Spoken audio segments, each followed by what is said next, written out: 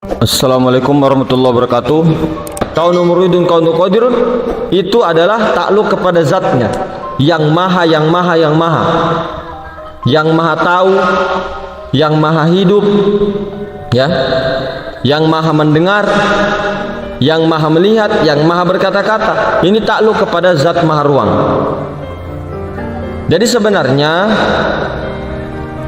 ketika kita tadi tarki naik ya, kita naik kesadarannya tuh naik, ternyata bukan tangan yang bergerak tapi kudrohnya, ternyata bukan mata yang melihat adalah basornya, ternyata bukan telinga yang mendengar adalah samanya. Begitu 7 sifat itu. Ternyata bukan ruh yang melihat, bukan ruh yang mendengar, karena ruh masih takluk kepada zat. Ruh ini kan sifat. Jadi ruh ini masih takluk kepada zat. Jadi zatnya yang maha melihat, yang maha berkuasa, yang maha berkehendak, yang maha berkata-kata, yang mau mendengar, semuanya 7 sifat maknawiyah itu takluk kepada zat. Isbatkannya kepada zat maha ruang itu. Nah, kemudian keakuannya Adam lebur kesadarannya di sini bahwa yang maha mendengar, yang maha melihat, yang maha berkuasa, yang maha berkata-kata itu zat Allah. Duduknya akunya kita itu di situ. Akunya kita di situ duduknya, lebur di situ yang ada akunya Allah, menyaksikan batin dengan zohir. Menyaksikan batin dengan zohir, yaitu menyaksikan Nur Muhammad. Apa itu, yang mana itu Nur Muhammad? Yaitu sifatnya Allah yang ruhani. Tapi menyaksikannya, kenampakannya ada pada batang tubuh. Dari ujung rambut sampai ujung kaki itu. Karena sifat kudro ini, nah sama ya, kita urut dari atas ya. Sifat kaunuhu muridun ya Allah Ta'ala. Kaunuhu muridun ini tidak akan bisa dikenali kalau tidak ada ruh, kalau tidak ada Nur Muhammad menjadi kudroh, tajallinya kudrot. Nah, sifat kudrot ini tidak akan bisa dikenali kalau tidak ada yang namanya tangan dan kaki. Sifat kuasanya Allah itu kaunuhu qadirun, kaunuhu muridun. Terbalik tadi ya, kaunuhu muridun, kaunuhu qadirun. Kaunu muridun itu yang maha berkehendak, kaunu qadirun yang maha berkuasa. Nah, jadi betul-betul yang maha, kemudian maha, ini betul-betul harus dipahami. Yang maha melihat, yang maha mendengar itu zat. Takluk kepada itu semua, isbatkan ke situ. Kemudian tajalli kepada sifat 7. Kemudian tajalli lagi kenampak, bernampak, tempat memandangnya, syahadanya kepada batang tubuh ini. Jadi semua kenyataannya pada diri saja. Kenyataan yang kosong kepada Nur Muhammad itu roh. Kenyataannya roh kepada batang tubuh. Disinilah penyaksian. Maka betullah asyhadu an la ilaha illallah wa asyhadu anna Muhammadur Rasulullah. Maka jangan pernah mengakui 20 sifat wajib bagi Allah Ta'ala. Sifat wujudnya Allah, kidam-kidamnya Allah, bako-bakonya Allah. Jadi kalau kita merenung dengan seksama,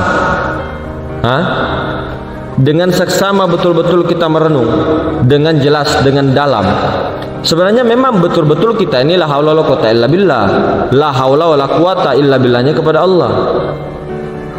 Jadi yang banyak yang salah paham mengatakan bahwa oh ini kok dia bertuhankan Muhammad, atau ada yang lebih parah bertuhankan Nabi Muhammad. Siapa yang menuangkan Nabi Muhammad?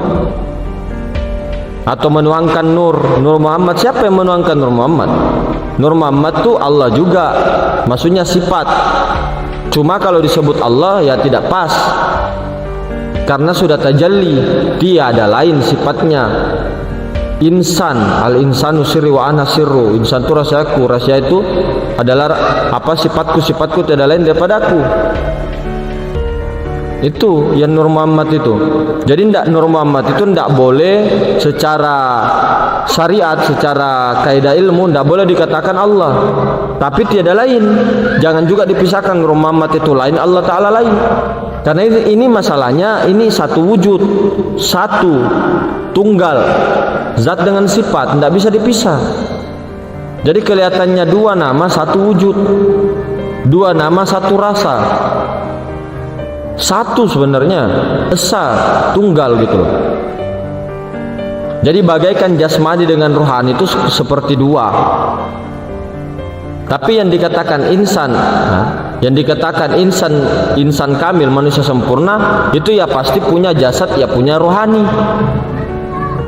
Ketika hanya jasad namanya bangkai, ketika hanya rohani namanya hantu. Ya. Jadi betul-betul zat dengan sifat itu tidak bisa diceraikan. Jadi yang sifat 20 itu yang mana orangnya? Ini orangnya. Sifat wujud yang mana orangnya? Itu juga orangnya.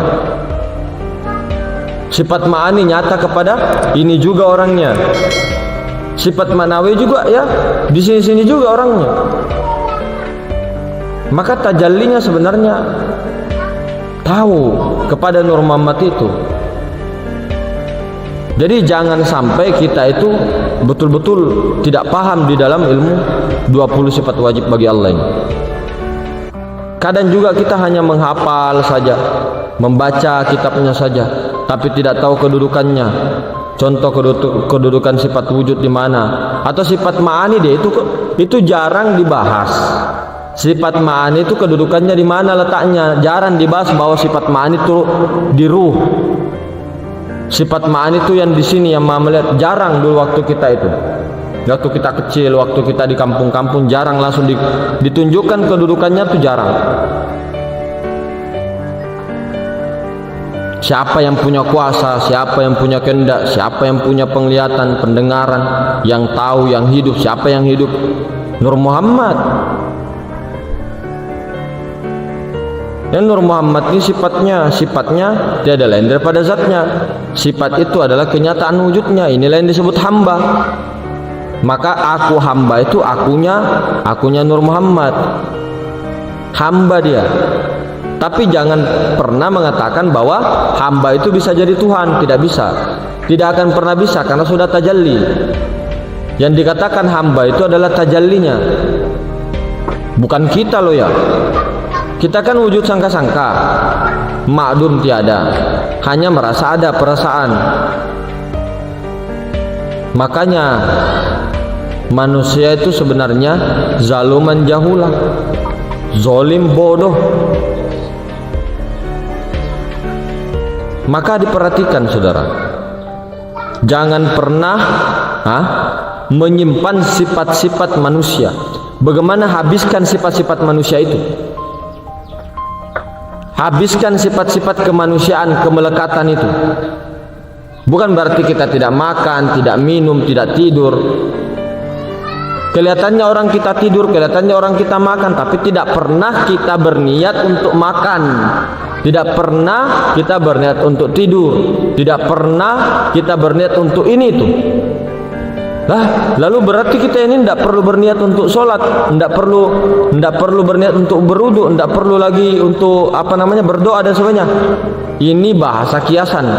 Maksudnya kita itu tidak merasa lagi kita yang berakuan di situ, aku niatnya itu loh. Tapi ini dalam pandangan batin, bukan di luar. Jadi kelihatan usollinya, tapi usollinya itu ya bukan kita, bukan si Adam, tapi si Nur Muhammad itu. Nur Muhammad ini sifat Allah, wujudnya Allah. Jadi yang beraku sholat itu adalah akunya Allah, tapi tajallinya. Maksudnya begini, yang aku tuh aku niat sholat, akunya ini akuannya zat Allah melalui tajallinya yaitu Nur Muhammad, begitu. Jadi Allah Ta'ala beraku-aku di situ, bukan akunya Adam. Jadi bagaimana kita ini menghabiskan sifat-sifat kemanusiaan, tajallilah sifat-sifat Allah Ta'ala. Sifatnya yang maha tidak tidur, yang maha hidup, terus mengurus makhluknya, betul-betul tidak tidur dan sebagainya ya. Bukan berarti kita ini tidak tidur dan semuanya kelihatan. Tidak, niatnya. Jangan pernah untuk berniat tidur, jangan pernah berniat makan dan sebagainya. Kalaupun ada niat di situ usolli atau nawaitu, akunya di situ akunya Allah, tajallinya kepada Nur Muhammad. Begitu loh. Jadi jangan sampai kita bersalah di sini. Jangan sampai. Ini tidak main-main, saudara. Ini masalah tauhid, masalah ma'rifat. Maka ujung-ujungnya nanti kesimpulannya la maujudun bihaqqi illallah.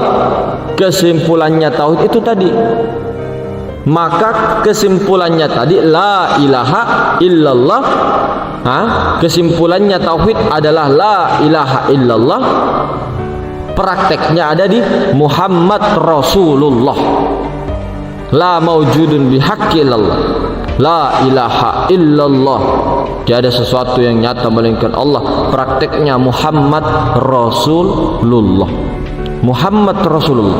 Semua nabi, 124.000 nabi diutus untuk memperkenalkan la ilaha illallah Muhammad Rasulullah. Makanya ketika kita mengatakan dulu di konten-konten kita mengatakan tidak ada syahadatnya para nabi mengatakan asyhadu alla ilaha illallah wa asyhadu Ibrahim Rasulullah, asyhadu alla ilaha illallah wa asyhadu Musa Rasulullah. Tidak ada begitu syahadat itu, tidak ada. Syahadatnya itu asyhadu alla ilaha illallah wa asyhadu anna Muhammad Rasulullah. Sayyidina Adam, Nabi Adam itu bersyahadatnya begitu. Nabi Sid juga syahadatnya begitu itu. Nabi Nuh juga begitu. Nabi Hud, Nabi Soleh, Nabi Ibrahim, Ishak, Yakub, semuanya, semua para nabi, 124.000 nabi, syahadatnya itu begitu. Asyhadu alla ilaha illallah wa asyhadu anna Muhammad Rasulullah. Kenyataannya, dinyatakannya kepada batang tubuh ini bukti adanya Allah. Kalau kita kaji Pak dari ujung rambut sampai ujung kaki ini, itu berlapatkan 2 kalimat syahadat. Berlapatkan 2 kalimat syahadat. Sama juga alam semesta nih. Bisa juga berlapatkan Bismillahirrahmanirrahim atau Al-Fatihah. Maka kenapa pentingnya, sangat pentingnya, sangat penting, sangat diutamakan, batang tubuh ini serupa dan serasi dengan alam semesta, dan puzzle-puzzle yang masih banyak yang tidak tersusun. Jadi apa tuh sebenarnya kitab Al-Quran Al-Qadim ya Nur Muhammad itu?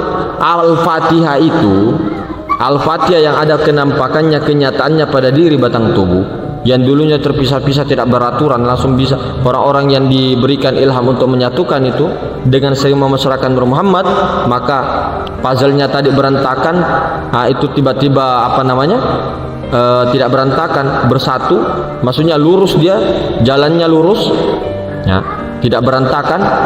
Maka inilah orang yang pasti tahu bahwa Al-Fatihah itu adalah Nur Muhammad itu sendiri. Makanya kenapa Ummul Quran itu Al-Fatihah. Al-Fatihah ini adalah Nur Muhammad. Inilah Al-Quranul Qadim. Makanya para ulama ahli sunnah, kemudian di dalam kajian ma'rifat, hakikat, semua sepakat bahwa satu-satunya surah di dalam Al-Quran, di dalam ilmu hakikat, yang ayatnya muhkamat, jelas, terang, itu Al-Fatihah. Selain Al-Fatihah, mutasyabihat. Itu di dalam kaidah ilmu tasawuf, ilmu ma'rifat. Begitu, ada yang berpendapat begitu itu. Jadi betul-betul saudara, dipahami semua. Semua ini tidak ada yang sia-sia. Dijadikannya semua, ditajallikannya semuanya, tidak ada yang sia-sia. Semua sudah ada takarannya masing-masing, semua ada perangnya masing-masing. Beruntunglah orang-orang yang diperangkan dengan baik. Beruntunglah juga orang-orang yang diperangkan dengan apapun yang semaunya Allah jaiznya. Karena semua ada hikmahnya, semua ada tujuannya, semua ada maksudnya.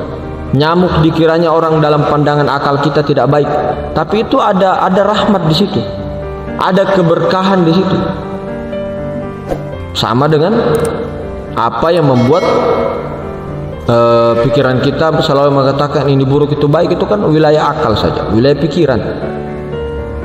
Cuma ketika memang syariat dia melanggar, atau adat atau budaya, hukum-hukum itu memang wajib untuk dihukum, kecuali dengan keterpaksaan yang memang seperti dia mencuri coklat, mencuri sendal, atau mencuri beras cuma segenggam untuk makan saja. Itu betul-betul kita tidak punya hati kalau tidak mengampuni orang-orang seperti itu. Betul-betul bukan manusia, bukan lagi manusia, bukan insan, bukan apa, iblis. Betul-betul kalau sudah orang mencuri coklat saja, coklat kita pun banyak coklatnya, mencuri beras kita segenggam baru kita penjarakan dia atau apa, hanya dengan dia mencuri segenggam saja, tidak punya hati, betul iblis namanya. Sifat iblis merajai jasmani dan rohani kita. Jadi betul-betul semua ada hikmah. Jadi ketika di dalam itu harus betul-betul kita itu tauhidul af'al, tauhidul asma, tauhidul sifat, wa tauhidul zat dalam pandangan sir. Tapi jangan tak keluar kecuali dalam proses belajar. Ya, secara syariat ketika dia melanggar di depan mata, tapi kalau dia masih menghayal begini, misal ini kita ada orang di depan saya juga di depan, saya di sini, dia di sana di depan, itu cuman menghayal. Dia menghayal bawa pisau, kemudian dia hayalkan bunuh kita.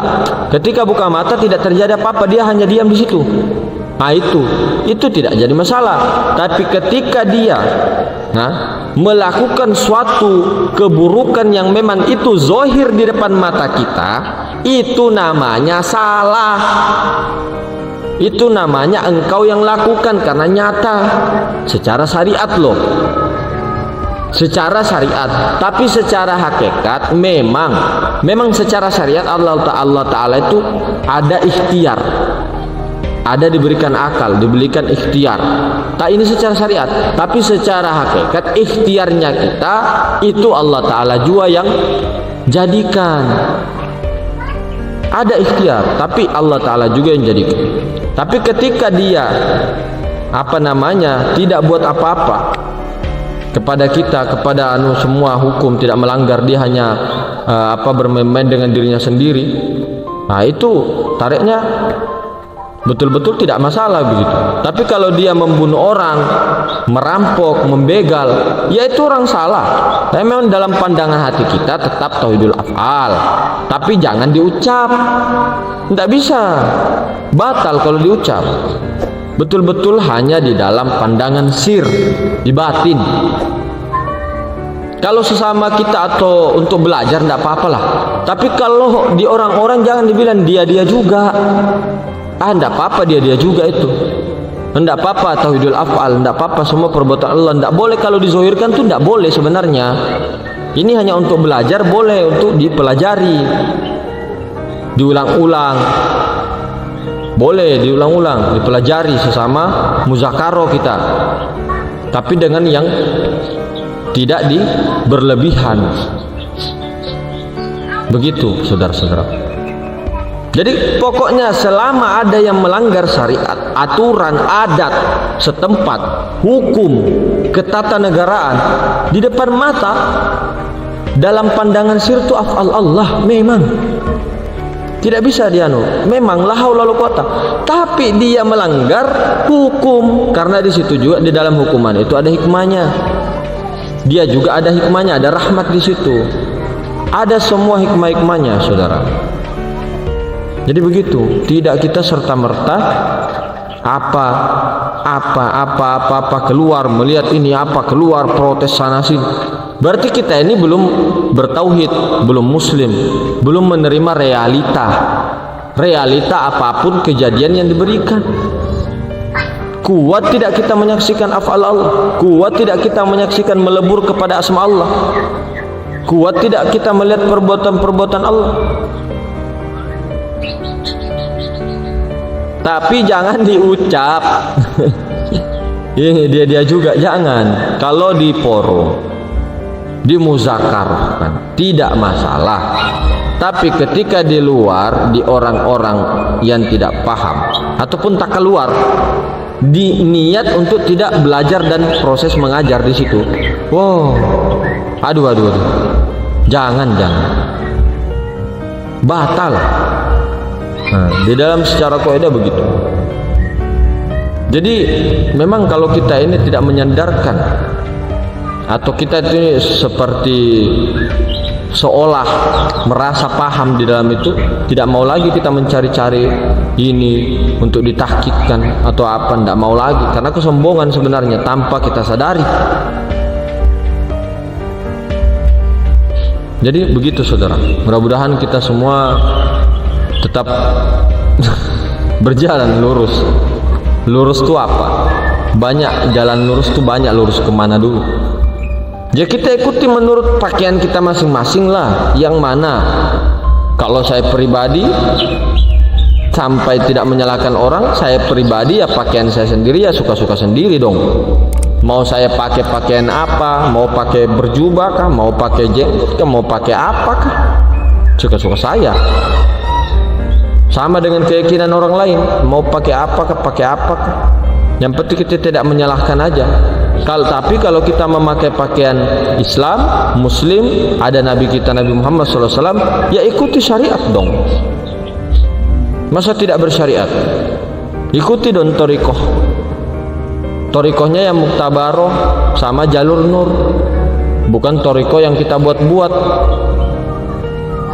Toriko kan banyak, memang artinya kan toriko itu jalan. Oh banyak jalan mas itu, sembarang, ya ambil aja paling, terserah aja lagi kan. Kita tidak mengatakan ini itu, yang penting kepada diri aja ini begini. Syariat, toriko, hakikat, marifat, salam 4 jari. Mungkin begitu. Assalamualaikum warahmatullahi wabarakatuh.